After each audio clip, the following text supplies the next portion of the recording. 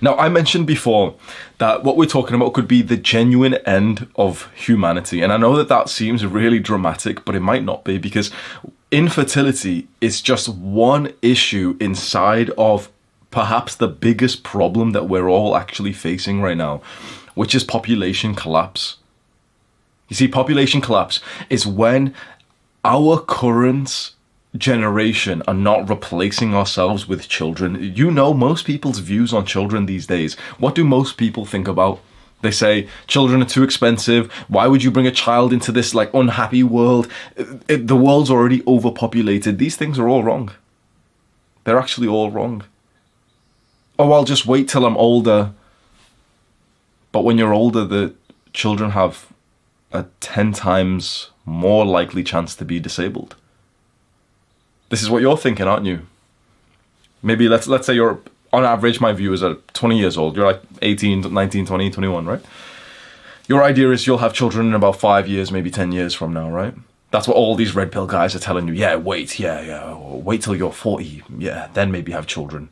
Go and live your own solo life first. What, bro? What? Tell me, what fucking masculine man through any of our generations has ever waited till he was like older?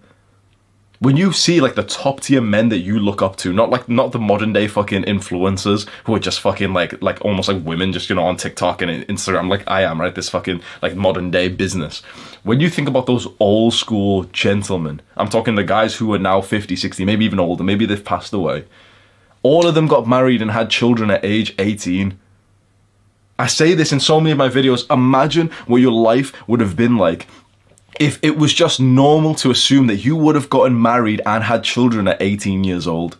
Now, you might think, well, I wouldn't have been ready for that, but like, don't add your own bias to it. Imagine that you were literally going through life as a boy, knowing that that's about the time that you would have had children, right? Imagine how much harder you would have worked. Do you really think you would have had that porn addiction, that video game addiction when you were 10, 11, 12 years old, when you would have known, like, I'm probably going to have a wife like 6, 7 years from now? I'm probably going to have my first child 80 years from now. You would have already been like that 12-year-old who was actually working hard and developing himself rather than just wasting away like a Jeffrey. So like following the new modern world where we're supposed to be little boys for a longer period of time, it hasn't served us well. And so this advice that's given out by influencers like me, by men in my space, that you should be like a solo guy and you should go travel the world, it's feminine, it's disgusting, it's lazy and weak. I think there's one duty for men, which is fatherhood, and to delay that. Now, if you're like, now you might say, oh, but you know, like I'm not rich enough. We'll get into that line of thinking. But if we're delaying it till we're older and older and older, that just means that you've had more years of your life where you didn't actually get to be a father and develop yourself in that area. There's a guy that I really like. He did a podcast with E-Man. So the guy I'm talking about, his name's Sebastian. You can go find him. He's like a finance YouTuber. I think he's got about 1 million followers. If you search like Sebastian and E-Man podcast. And Sebastian's like a very base guy. He's rich and everything. And he ended up talking to so E-Man's like almost like the stereotypical red pill kind of guy. Yeah, I'll wait till I'm 35 or 40 till I have children. And I was very pleasantly surprised to hear Sebastian, this other guy who's, you know, this in this space of like young and rich and everything, say like, oh no, like I want to have a big family, so I'm gonna start having children soon. Because no one online is like this type of influencer who's actually telling you that like, yeah, it'd be actually kind of cool to have children. Everyone's saying, yeah, wait and go and live your solo life. Like that to me just sounds so fucking feminine. Go and travel Europe first and go find yourself. Like you have a purpose and a duty to pass on your bloodline. And you're going to wait whilst, like, you've heard some of the things that are happening, which is decreasing your testosterone and your sperm count. And you're just going to wait and wait and wait and wait and give yourself a 20% chance, a 25, 30, 45% chance that you might not even be able to have any children at all. Population collapse, I think, is stemming from this current narrative that having children is a bad thing. That's something that, oh yeah, you know, it's like this foresight of like, yeah, I'll go and travel the world first. I'll go and backpack across Europe.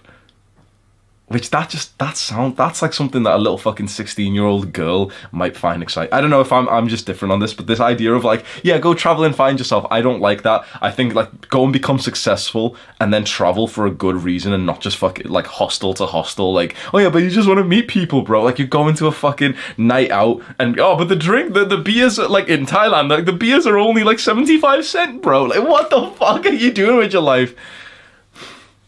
Maybe I'm just different.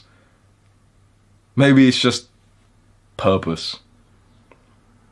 You see, when you've been watching all of this content of mine and you wanted to become more masculine, more purposeful, well, sometimes you have to make some sacrifices and you have to realize, well, one of the most masculine things I can do is fatherhood, and so why would I delay that and potentially make it my chances of it either worse or the ability to have children even less if I'm just delaying it and delaying it and delaying it?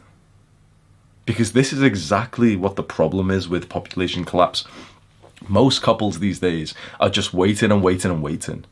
Whether it's because you feel like you're not ready, or it's because you feel like you don't have enough money for the children. There's always going to be a reason to wait. And that is a massive issue. Because on average, in most countries, a couple, a couple, they're not replacing themselves. What this means is for like a couple to replace themselves and for our population to remain stable, on average, couples need to have 2.1 children. The 0.1 is just in case like a child dies every now and then or something. 2.1. Most couples around the world on average is like 1.6, which doesn't seem crazy, but what this means is there's going to be a very sharp decrease in the population. And you might think, okay, well, no, why are you talking about population as if it's like, it's small? Like, it's not. We're overpopulated, aren't we? Think about it. What intelligent person actually said to you that we're overpopulated? It wasn't someone intelligent. It wasn't someone successful, actually, was it? Because go online and go and see what Jordan Peterson says. Is he telling people, yeah, don't have children and don't bring them into this horrid world and the world's already overpopulated? Or is he looking at someone who says this and thinking they're kind of stupid because the world isn't populated? There's a few billion, there's like 7 billion people. You can fit everyone inside of like comfortably inside of one state in the US. Never mind the rest of the world. The world is not overpopulated at all. And you might think, oh, well, for all these other reasons, well, the truth is, if we're not having children, it's us that will suffer the most. You're seeing this in countries that have an aging population. What that means is that there's less children and people are living healthier, longer lives, so that there's more elderly. So like the pyramid of people's age kind of looks like this. It's like there's less children here, like right there, that's the bottom. Few children, quite a lot of adults, and quite a lot of elderly people. What do you think's gonna happen?